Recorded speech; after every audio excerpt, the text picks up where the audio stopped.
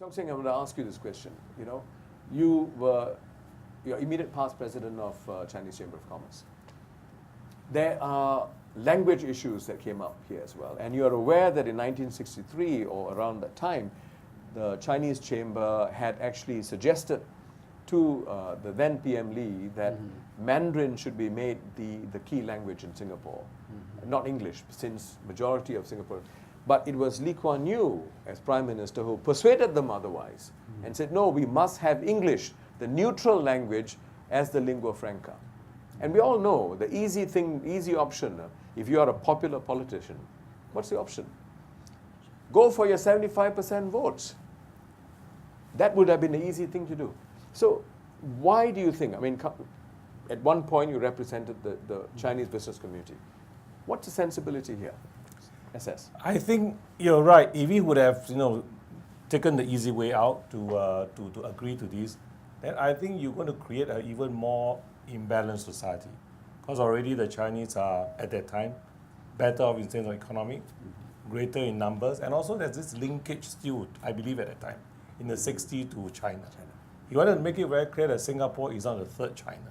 All right? And I think it takes a lot of courage and to persuade then the Chinese chamber leaders who in the colonial days were fighting for the rights of Chinese citizens, in terms of citizenship, in terms of identity.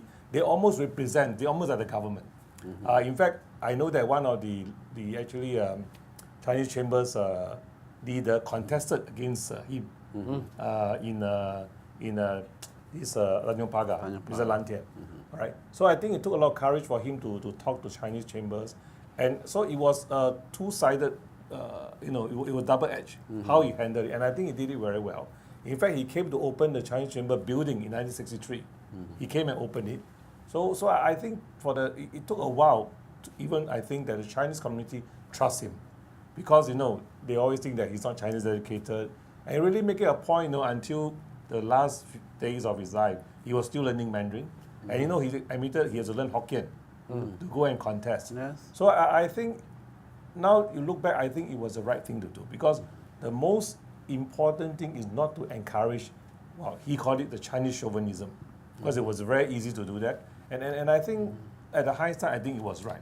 And I'm glad that the Chinese chamber leaders at the time could see this point and supported it. Because if we would have let Chinese be the dominant language, then the next Hokkien will say, I want Hokkien to be the dominant language. Because in Chinese chamber, half the seats are Hokkien. Okay. Right? So I think now you look back, even now, during my term, I broke out the election by clan. Right? No more Hokkien, even Teochew or what. So I think we are progressing, but at that time, it was a very tricky situation. So I think he did the right thing. And now you look back, I think I must also praise my leaders in the chambers at that time to have agreed to this. And in addition, at that time, the Chinese community in Singapore were already frustrated by the closing down of Chinese schools, right? So there was already that frustration, and how do you think the Chinese community managed that frustration? Because there was a sense of betrayal as well. I think what has happened is that the Chinese school actually were closed out, I believe, only in the later.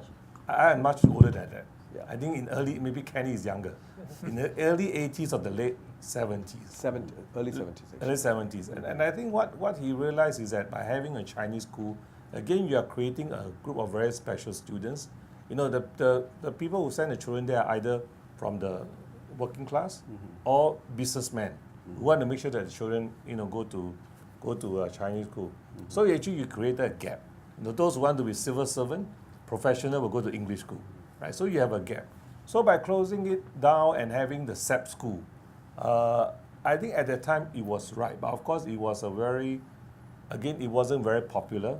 But I think part of the Chinese community were against it for different reasons.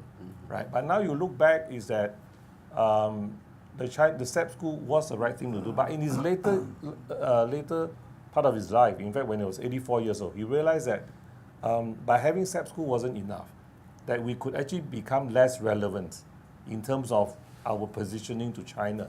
And he formed Business China at the age of 84. Realized that how we actually have to strengthen the bilingual and bicultural group of students. And so I think by having that, he realized that even with the STEP school, is not enough. Right. We have to do more. So I think it's always evolving, and I think it was important that we do not let the Chinese language or culture be the dominant one. Yeah, even though we are greater in numbers. Even in Chinese chambers, frankly, sometimes I have to stop my fellow council member from speaking Hokkien in front of the Teochew, I think there's this still root of when they get together to speak their own dialect. That's something I think we have to eradicate and make sure that we speak the same language that other people understand. Right. Thanks. And this Yes. was